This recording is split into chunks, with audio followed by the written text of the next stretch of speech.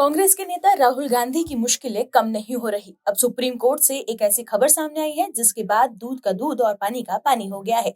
लगातार मिल रही हार से परेशान राहुल गांधी चुनाव आयोग पर वोट चोरी का आरोप लगा रहे हैं, लेकिन अपने आरोप को साबित करने के लिए वो कोर्ट जाने से भाग रहे हैं और ना ही हलफनामा दे रहे हैं। राहुल गांधी ने जब पहली बार प्रेस कॉन्फ्रेंस कर वोट चोरी का आरोप लगाया था, उसके बाद चुनाव आयोग ने राहुल गांधी को चैलेंज देते हुए कहा था कि अगर आपके पास सबूत है तो हलफनामा दीजिए, लेकिन राहुल गांधी ने हलफनामा देने से मना कर दिया। वहीं उनके प्रेस कॉन्फ्रेंस में जब पत्रकार ने पूछा कि जब आपके पास सबूत है तो आप कोर्ट क्यों नहीं जा रहे, तो राहुल गांधी ने कह दिया कि उनका काम नहीं है। लेकिन राहुल गांधी के वोट चोरी जैसे आरोपों को लेकर आवाजें भी उठने लगी। हाल ही में देश के 272 प्रबुद्ध नागरिकों ने इस मुद्दे पर पत्र लिखकर राहुल गांधी और कांग्रेस पार्टी द्वारा चुनाव आयोग जैसी संवैधानिक संस्थाओं को बदनाम करने के प्रयासों की निंदा की थी।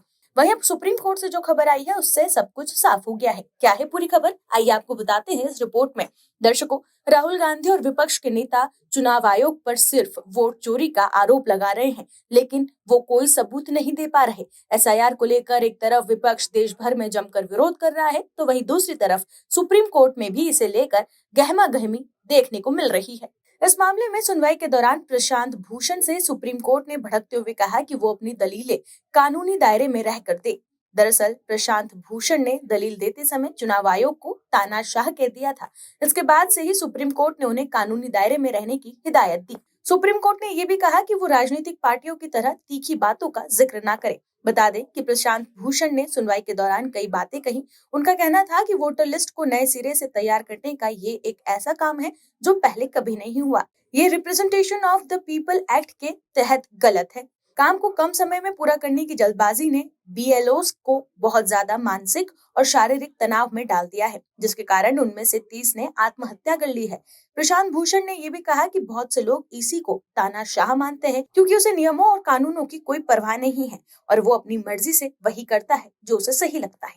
इस टिप्पणी के बाद सीजेआई सूर्यकांत और जस्टिस जयमाल्या बागची की बेंच ने तुरंत भूषण को चेतावनी दी कि वो अपनी कानूनी दलीलों से न भटके। बेंच ने कहा कि राजनीतिक पार्टियों की तीखी टिप्पणियों पर भरोसा करके ईसी के खिलाफ बड़ी बड़ी बातें करने का कोई मतलब नहीं है। एसआईआर की वैलिडिटी को चुनौती देने के लिए अपनी दलीलें कानूनी मुद्दों तक ही सीमित रखें। प्रशांत भूषण ने कहा कि एसआईआर देश भर के चुनाव क्षेत्रों में रहने वालों की नागरिकता वेरीफाई करने के ईसी के गेम प्लान का एक बहाना था। नागरिकता गृह मंत्रालय के तहत एक सक्षम अथॉरिटी तय करती है और इस काम में ईसी का कोई रोल नहीं है। दर्शकों, हाल ही में राहुल गांधी ने भी एसआईआर को लेकर चुनाव आयोग पर निशाना साधा था। राहुल गांधी ने एक अखबार की खबर को साझा करते हुए एक्स पर लिखा था कि एसआईआर के नाम पर देश भर में अफरा तफरी मच रखी है। नतीजा 3 हफ्तों में 16 बीएलओ की जान चली गई। हार्ट अटैक, तनाव, आत्महत्या। एसआईआर कोई सुधार नहीं, थोपा गया जुल्म है। लेकिन इसी तरह का आरोप लगाने की वजह से प्रशांत भूषण को सुप्रीम कोर्ट से फटकार पड़ गई है। दर्शकों, राहुल गांधी इसी वजह से सिर्फ आरोप लगाते हैं लेकिन कोर्ट नहीं जाते। चीन ने भारत की जमीन हड़प ली है वाले उनके आरोप पर सबूत न देने की वजह से राहुल गांधी को भी सुप्रीम कोर्ट से सुप्रीम फटकार पड़ चुकी है। ऐसे में अब फटकार की डर से राहुल गांधी वोट चोरी के आरोप पर सुप्रीम कोर्ट जाने से भाग रहे हैं।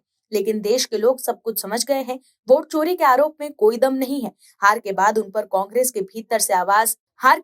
ऊपर कांग्रेस के भीतर से आवाज ना उठे, इसलिए वो वोट चोरी का आरोप लगाते हैं। लेकिन फिर भी अब कांग्रेस के नेता राशिद अल्वी ने प्रियंका गांधी वाड्रा को कमान सौंपने की मांग कर राहुल के मंसूबों पर पानी फेर दिया है। ऐसे में आने वाले समय में राहुल गांधी की चिंता और बढ़ सकती है, क्योंकि देश में लोग जानते हैं कि अगर चुनाव आयोग गलत होता तो राहुल गांधी सबूत लेकर सुप्रीम कोर्ट जरूर जाते, लेकिन जब उनके पास कोई सबूत नहीं है तो वो कोर्ट कैसे जाएंगे। Bureau report, OMH news.